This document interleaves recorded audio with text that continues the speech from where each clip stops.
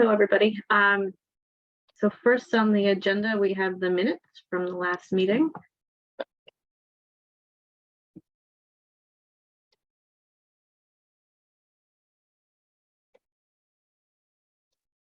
Pull them up on the screen.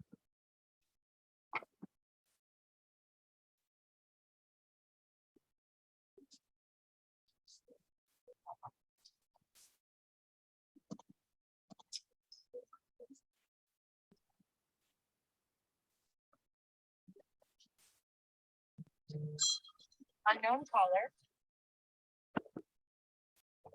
So if there are no edits or comments, we can just need a motion to accept them.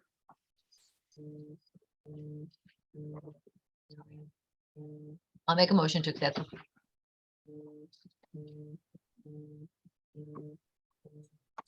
I'll second.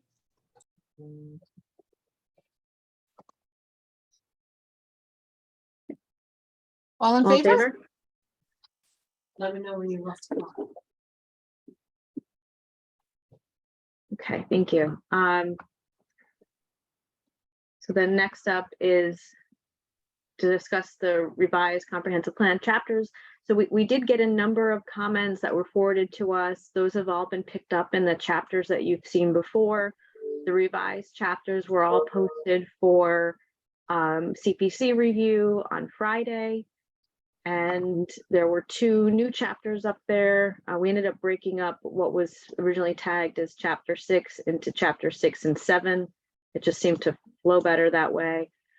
So chapter 7 got changed to chapter 8. And I think Sachi's on today to walk you through both of those chapters, both 6 and 7. So I think that we've all seen those chapters in Word form, and we've had several iterations of reviews on them. The latest was that we tabulated, based on the community feedback, we tabulated all the recommendations and compared them to 2003 recommendations, and also received feedback from some of the community members that, I guess they needed more time to review it and comment on it. So that tabulation hasn't made it to the to this chapter, but we'll find an appropriate place to put it in the report if the need be. As Ashley mentioned, the chapter on open space and recreation and sustainability and climate resiliency got split into 2 sections. You might notice that because of this restructuring, while reading through it, it appears that some items are being repetitive, and we will take a much closer look based on this reorganization and see if there are some sections of the text that we can do without in order to shorten the number of pages that are there in the comp plan. I'll walk you through each of the chapters. Additionally, we wanted to say that some of the graphics were all the texts have been updated based on the feedback that we received from community members and also in the workshop, and were submitted in around the 13th or 15th of May. But some of the graphics were updated and submitted last week. So you may not find all of the graphics corresponding with the texts, because some graphics have not made it to the layout, and I will go over them, but I will go over all the graphics in this presentation today. But know that it'll make its way in the new layout and the restructuring. So quickly, I'll share my screen. And so this is the open space and recreation chapter. Briefly, it starts with the existing conditions, which summarizes the open space inventory. This is a really extensive inventory, which we have sourced from several sources, including at the county and at the state and local municipality level. We have identified a total of 68 open spaces of significance. There are definitely others as well. But we haven't, so some of the smaller ones that didn't make it here were probably not listed or identified by any jurisdiction. That's why I didn't make it. We want to thank Eric for reviewing this pretty extensive inventory. And then this inventory includes, what these, then the name of the park, but like what's the, acreage or the number of miles if it is more of a linear space, the facilities that they host, whether they're passive or active, the ownership and the jurisdiction, and generally what is the use, whether it's being used more as a playground or it has other features like a kayak launch, or is just a passive recreational field. Then we have included some information about the existing sort of land use and regulations in such as the tree ordinance, which we heard several times needed to be updated. And based on this information, based on this existing conditions overview, some of the goals and objectives that we've delved into is first preserving the town's natural resources. And for that, of course, for that we've identified, some properties for acquisition. Namely, there are 5 of them. And these properties have been shown in a map here. The 6th property, which is the Rocklin Psychiatric Center, it was the parcels that are shown in green. You could review that and please confirm to us. Those are the parcels that have already been acquired and need to go through, the programming needs to be completed so that it includes space for both recreation as well as other community uses. And then there are other recommendations for what should be acquired. And then the second, recommendation is about, and again, here's a map illustrating that, developing a viewshed protection ordinance, especially around the 4, streams that are of significance. And that includes Norrishawn Brook, Lake Tappan, and the Sparkill Creek. Around their buffer zone, which not only would protect the leaching of pollutants into these streams, but also using a viewshed protection ordinance to kind of control development, the nature of development, as well as the restricting development to a greater degree. So what we've shown here is in this drawing is just a very rough buffer from these streams. This will have to be obviously looked at in a much more detailed way to figure out what exactly is that line and pathway where development becomes restricted. And then we've identified some places where obsolete infrastructure and can be repurposed for recreational use, how community programming can be expanded in order to help people, in order to expand the ecological role of parks and their performance, the ecological performance, because town of Orangetown is rich in that, as well as ways to promote greater stewardship and include young residents through programs with schools, as well through schools to help them, get them into understanding the environmental and the ecological performance of parks. Can you, I'm sorry, before you leave that page, can I just go number 4 over here, remediating open field, brownfield sites? Yeah, but it talks about the Orangetown Shopping Center. I don't know what that is. Is that? I think that probably is I think it should just be the RPC core area. Yeah, just I saw that. Yeah, they might be a little upset to see their shopping center listed there. Right.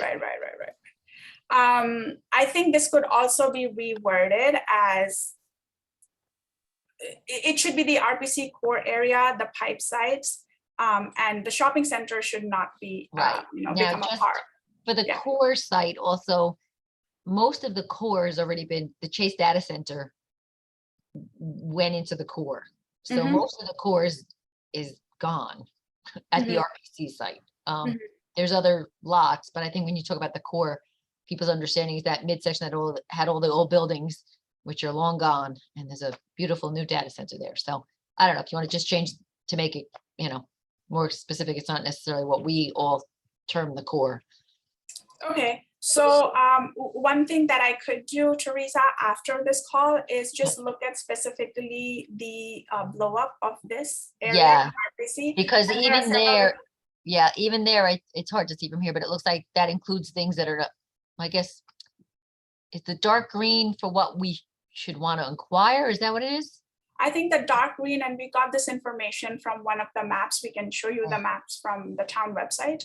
The dark green is the area that is in the RPC acquisition and reprogramming plan. These are Okay. the parcels. Okay, so The because other- some of it New York State owns, but it is quote Right. unquote in our plan for down the road. Okay. Okay, got it. and we can definitely use a different word than core and understand exactly which part you identify as that. Okay. Okay. So as I was saying, you know, including younger residents, especially and school programming. With schools, we've identified some programs such as the New York State Forces and the Rocklin County Service Corps as potential programs that collaboration with schools could be, structured as. And lastly, so developing some sustainable best practices for park maintenance. This would include ways to eliminate park litter, limiting the use of artificial turf and also educating people about how water is drained and how it reaches our streams. Carries with it surface pollutants, and then others such as limiting motorized vehicles on, I think this sentence is also incomplete, prohibiting motorized vehicles on, say, tracks that are hiking tracks, limiting bicycles on those trails as well. And lastly, thinking about considering adopting an urban forestry and landscape best practice. This map hasn't made it into the report, but I want to pull it up here. What we wanted to show was that, do you see the shifting hardiness of planting zones between 1981 to 240? And so the zone that, and we can mark that here, the zone in which Orangetown is, which is right here where my cursor is, it has moved from hardiness zone 9 to closer, or 8 to closer to 9, which means that we should be considering urban forestry management and best practices to think about planting then species that belong to that hardiness zone, because this is clearly, shifted as the climate is shifting. And then a few other things, one other thing, one more specific thing that we thought would help was that there was this concept of blue and green corridors that was identified in the 2003 comprehensive plan, and connection number 1 and 2, which is Erie Street West and West Orangeburg Road, are seen as 2 major connections between these 2 corridors. Prioritizing the streetscaping as well as mobility other than cars on these to make connections between the 2 corridors for greater accessibility from within the neighborhoods is something also that was identified. So those are kind of like the broad level, the overview of the parks section. There are a lot of other detailed and specific recommendations, it would be great for you to, review and give us your feedback. Moving on to sustainability.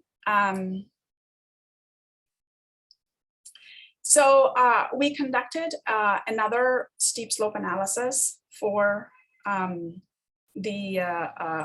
for all of Orangetown, and this is a little bit different from what was conducted in the previous comprehensive plan. It's a little bit more extensive and includes information right here. Includes information on, speaks about where exactly would be a sustainable place, sustainable slopes to do development. So here you see a steep slopes analysis map where slopes that are darker blue are slopes that, as it gets darker, are slopes where there should absolutely be no development. And we think that given the land conditions, we should start to limit development at 8%, but and go between 8 to 15%. So most of Orangetown to the west of the Blauveld and Orangeburg is actually developable, but again, be a little bit more detailed to see where the slopes are, where slopes are above 8% and between 8 and 15% start restricting there, and above 15%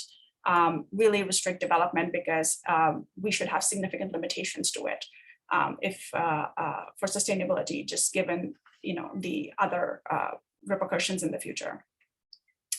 And then we've also identified critical environmental areas, and the map of that is actually here.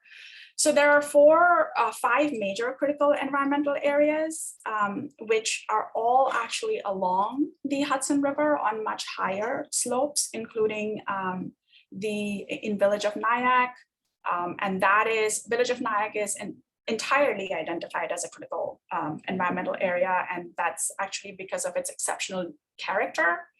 And then Village of Piermont, as well as Palisade Slopes, and that is for protecting open spaces and the aesthetic beauty of these 2 places. And the Upper Grandview and environs also because of mountainous areas, as well as its unique character. And the dotted area that you see here is the Sparkill Creek area, which has water quality and protection issues. This is not actually registered with either the county or the state, but we looked at the latest study that was done, the latest Sparkill Creek study that was done, and we were made aware of that at the community workshop.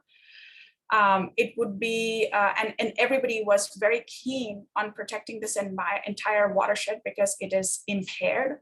So this area, which is dotted and listed as 1, would be the area where any and all projects should have a net zero runoff and be rich in green infrastructure if they are developed, and generally development in the dotted area should be restricted and reviewed very closely for these 2 conditions: 1, zero net runoff, as well as green infrastructure, on-site green infrastructure and stormwater management, instead of doing it sort of off-site.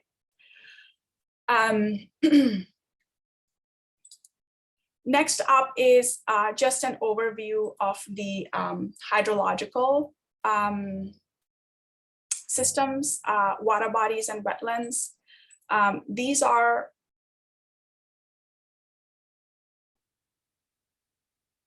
identified.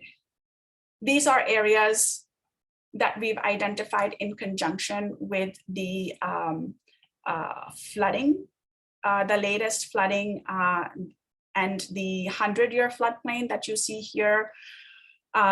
Most of this area identified here in the shades of blue, except for the bright blue, which is a 500. All of these areas are prone to 100-year flood flooding or 1% annual chance of flooding. So as you'll see here, again, this corresponds, especially along Sparkle Creek and Lake Tappan, this corresponds with some of the critical, facilities that are in the flood zone, as well as how the water quality is getting impaired because, and I'll go closer, you see within the flood zone, there is a lot of development.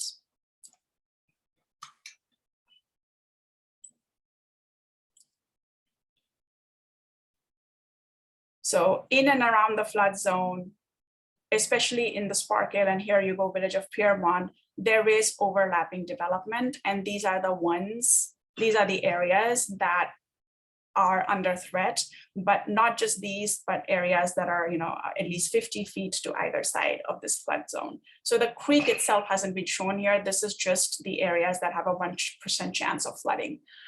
Or a 100-year floodplain. We did actually look at in detail the Sparkle Creek Flood Mitigation and Resilience Report, which was just released in January. Actually, it was finalized just last month and the draft was released in January. So we got this from the draft plan where, and we think that, we should pay close attention to these HRA areas, which are high-risk areas that identify within the study critical facilities that stand to be impaired, that include bridges, as well as fire station at some in one of the HRAs and other critical facilities that need to be protected. So prioritizing how these facilities are protected or either retreated from these areas is something that's been identified in the Sparkle Creek Flood Mitigation and Resilience Report, and we've sourced that here. It's pretty detailed, so we didn't think the need to get into each of the areas in detail. And then we've gone ahead and looked at some strategies, including some strategies where we've tried to show two things. One of the things, and the report here isn't necessarily paired exactly with the maps, because some of the maps have been repeated from the park, so that will be updated. But one of the things that we wanted to also show broadly, and you'll find a lot of text regarding this in the report, is that it's the amount of impervious surface, which has been shown in light and dark yellow, and it's been overlaid with all of the wetlands. And wetlands are shown in green and the flood zones in blue. It's been overlaid with the wetlands to show just the intensity of development in these flooding zones. And what we're saying is that there needs to be an urgent look at how this and this area and areas also here, as well as this part of Lake Tappan, suffer a lot because of so all of these properties, including Piermont and around Sparkle Creek, are obviously in a little bit of trouble, but also the amount of impervious surface exacerbates the situation. So development really does need to be restricted here. Up here in the north, around Norashan and close to Lake Tappan, I think more land use restrictions that protect leaching, that protect the amount, quantity, and the velocity of runoff into the streams. So we need to just have land use regulation that then will protect this part, the part in the north, to control the velocity as well as the quantity of runoff into Lake Tappan. So these have been identified as the critical areas for that, and we've provided the background as to why it should be considered. There are a couple examples that we've also called out that Orangetown, great examples that Orangetown has taken measures to include green infrastructure in new developments, and that any new development should probably follow that should probably follow examples from the work that's already been done. And these include, I think one of the examples was a housing development for veterans in Sparkle Creek, which included green infrastructure. So that was called out as a model example, which included green infrastructure on site to not only collect, but also manage and permeate all of the stormwater. So there was no net runoff in the Sparkle Creek zone. And then the other thing that another strategy that we talk about is reducing carbon emissions, promoting healthier air quality, but doing it by also thinking about how people can move about in the town, and thinking about alternative ways of mobility. So what this map actually shows are main shopping areas or main streets. Of course, this is very conceptual and it is just shown as dots.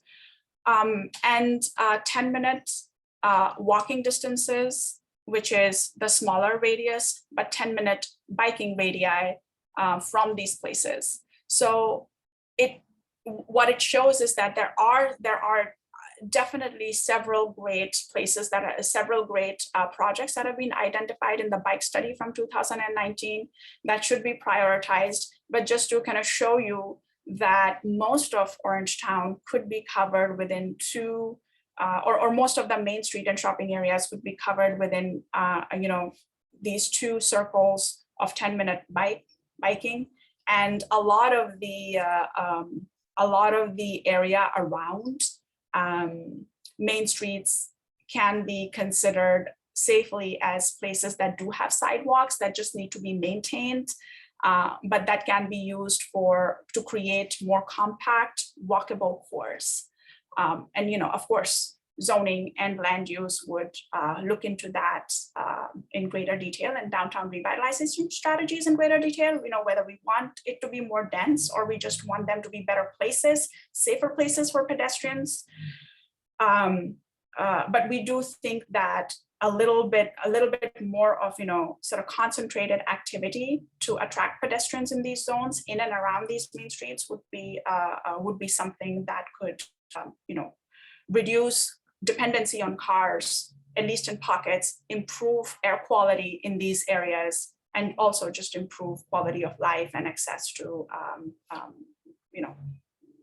shopping and other entertainment.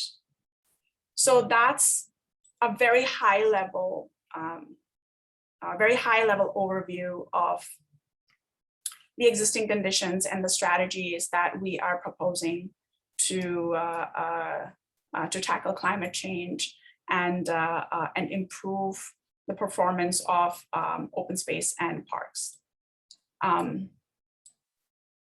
Happy to answer any questions now, but also, would love to have your feedback on any of these chapters, as well as the tables that we've provided.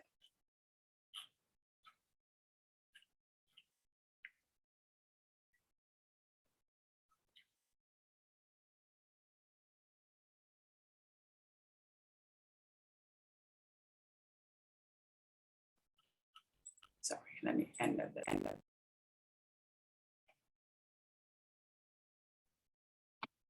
We know we've given you all a lot of reading material over the last couple. Yeah, no, I think one of my concerns is just that like Allison printed me a copy and I looked at it, and then it's been updated after that, so I'm not working off the most recent one. So I think that's one, but I did have For the one you just had, I did have a couple, again, you may have changed it since then, but let me see what I got here. There was one where you talked about properties, I'm probably in the wrong thing here.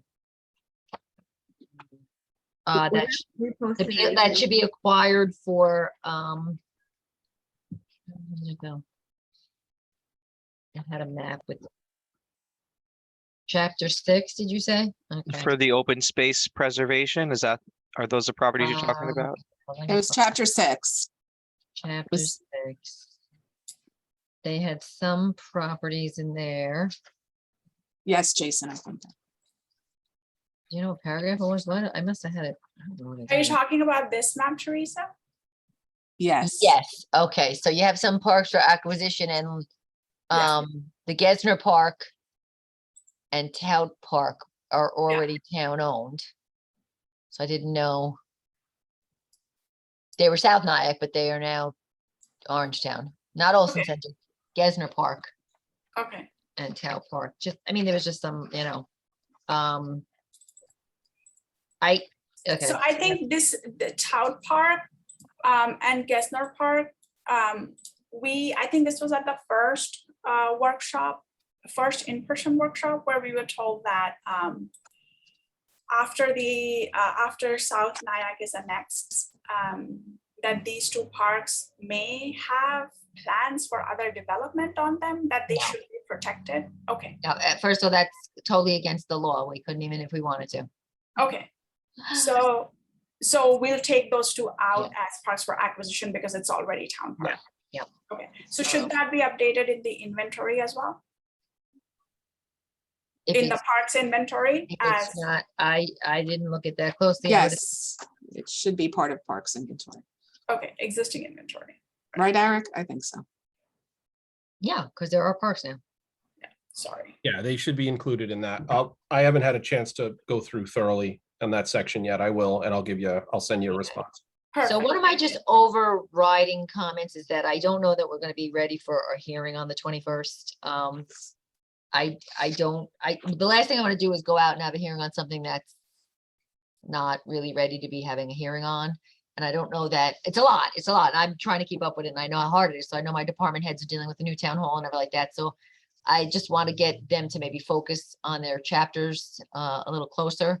So I know you said you updated them on Friday. Is that what you would say is close to being something that we'd have a hearing on, so that if I get people to pay attention, if I force them to sit down and read it in front of me. Because I did, last thing I wanted to have something that is just not ready to be reviewed and have the Yeah, public.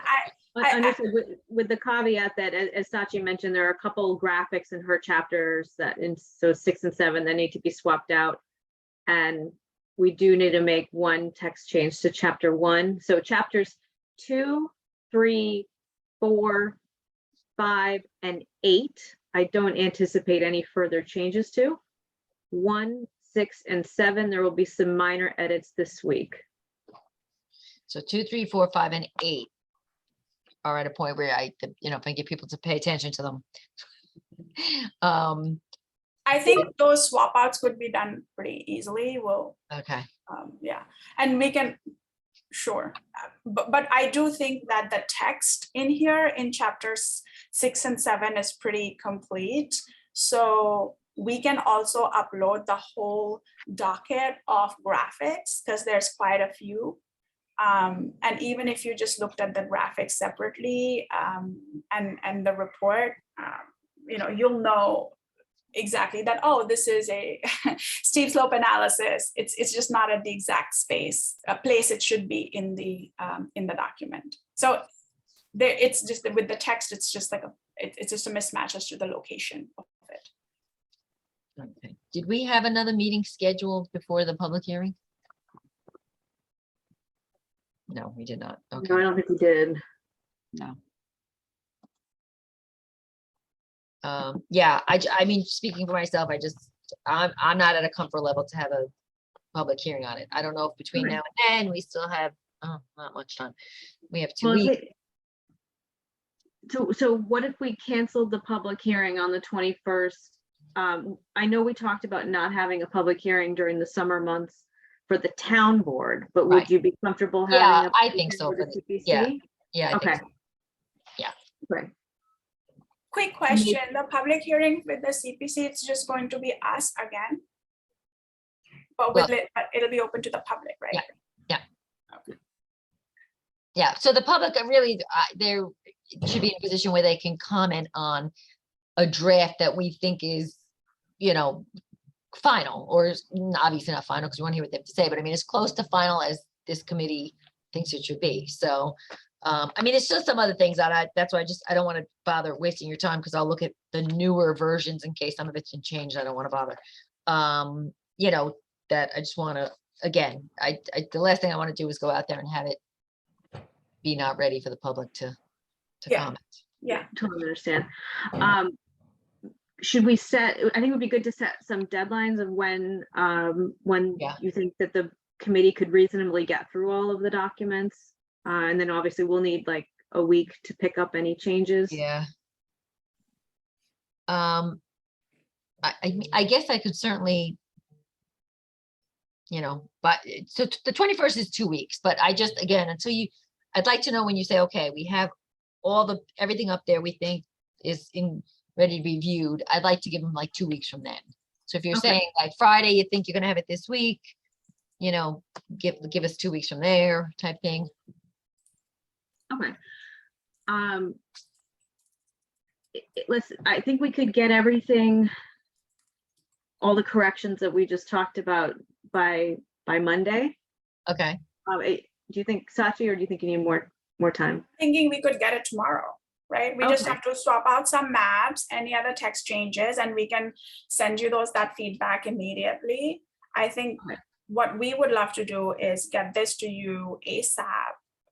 Because in any case, there are going to be changes after you talk about it. So we'd rather, you know, if there are some changes like text here and there, we'd rather have that and then, you know, do this all in Okay. one go. So I think what we would love to do is assist and get this over to you ASAP. So okay.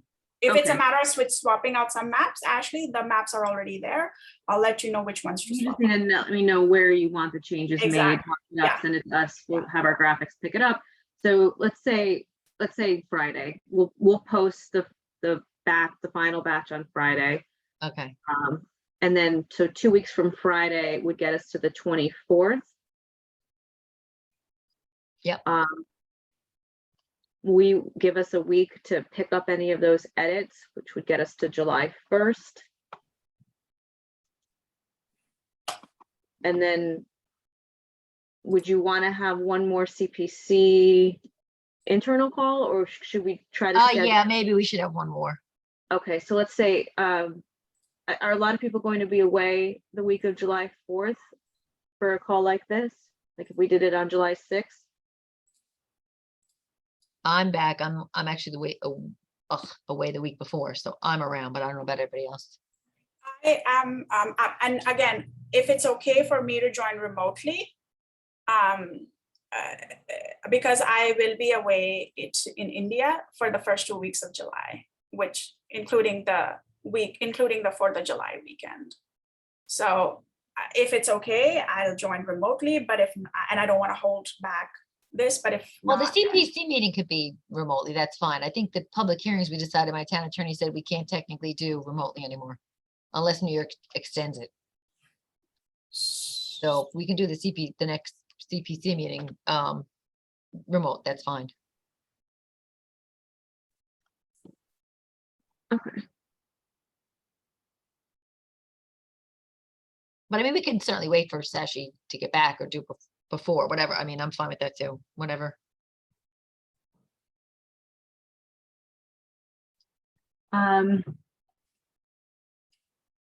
What about the week of June 27th? If you get us if everyone can get us their I'm comments. away. I'm before? away that week. Oh, that's right, sorry. I'm there on the um, Friday if you want to do it on the 24th. Or the 23rd. Early. Where do you want to go? If we did it on the 24th, that would be the day that we're getting all your comments, but that could be a good way for you to go through everything with us so that we know. All right, just Yeah. that works for me or Yeah. for us. And then I'm just gonna make sure that all of my department heads take their assignment seriously. And you know who you are, no, What Well, time on the when would 24th? be the hearing? When would be the public hearing? we'd have to, you want to, So my question is that, Ashley, do we want to do it on the 24th or the day we get comments back, or should we do that the week after? And then do the public hearing the week of 18th of July? I'm away week of the 18th of July. So the Yeah, 25th of July, the week of 25th of July? I could do the week of the 25th of July, yeah. Okay, I'm good that week all too. right. So don't, I just wanted to offer that we don't. We have a town board meeting, just to let you know, July 26th, Okay. that I just- Tuesday. Yeah, I just wanted to offer that we don't need to prepone the CPC meeting and have it like the same day that we're cutting comments back, unless you think that that's a good idea. Just because I will be able to attend CPC meetings remotely, so I can, but for the hearing, I need to be here in person, that's it.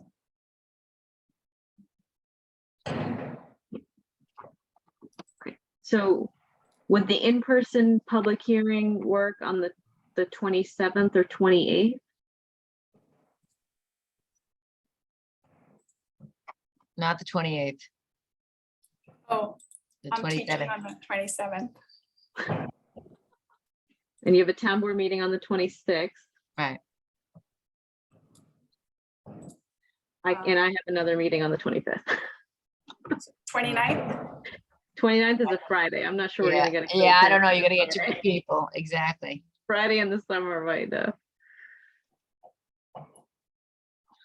Which 2nd pushes of us August? into August, August God. 2nd. That's good for me. 2nd of August. Wow, that's scary. All right, so August 2nd, CPC public hearing. The CPC public or comments on the chapters are due 6/24. Let's try to have a interim CPC meeting remotely in July then. Or would you rather just have it on the 24th, the day that we get the comments? That's fine too. I don't have strong, I mean, that's fine. I think we could probably just do it on the 24th. Okay, It'd still give us plenty of time to review whatever final there are. I'm available anytime after 11:30 on the 24th.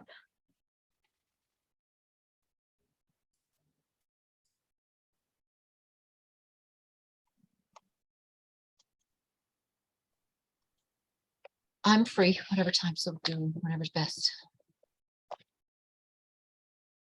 Does 11:30 work? Yeah, For let's do 11:30.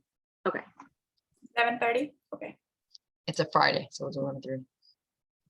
Everybody will want to get out if it's a nice day. So an hour, right? Yeah, just an hour Okay. to go over any comments. And so then that'll give us some time to pick them up, post everything. We'll have plenty of time to notice the public hearing in the newspaper and send it out. So I think that should give everyone a good amount of Yeah. breathing room there. I'm sorry, I feel terrible that my trip to India is getting in between. No, it's fine. It's fine. You're entitled to your life. That's fine, by all means. It'll get done. Okay. You're muted. June 24th at 11:30, right, Ashley? Yes, CPC meeting, June 24th, 11:30. And then the hearing was August 2nd, in person, 7 p.m. Yeah, I guess. So we had it for you. Okay. Okay, I feel better already.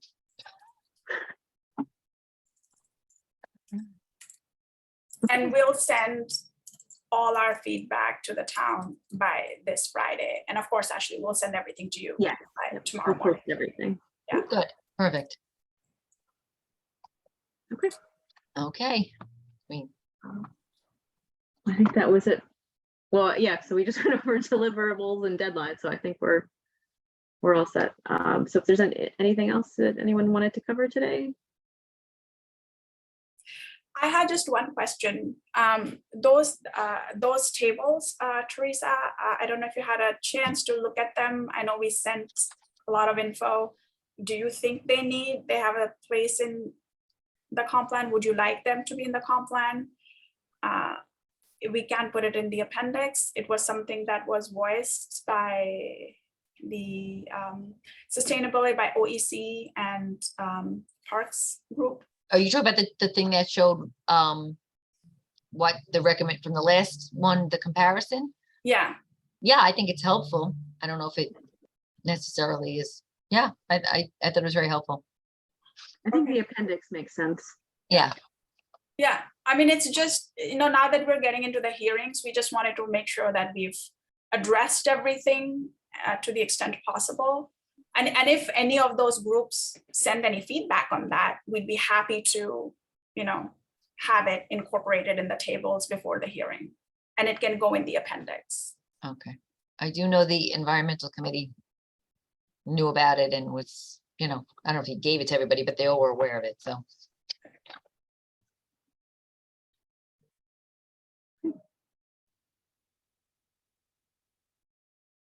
Okay, so Thank you, do I everyone. do we have to make a motion to close, or is that just, Motion to close. Or I can't make it, but. okay, I made a motion to close. Allison seconded it. Oh, Eric got your hand up first. Eric got his hand up first. All in favor? Okay. Have a good day, everybody. Thank you. too.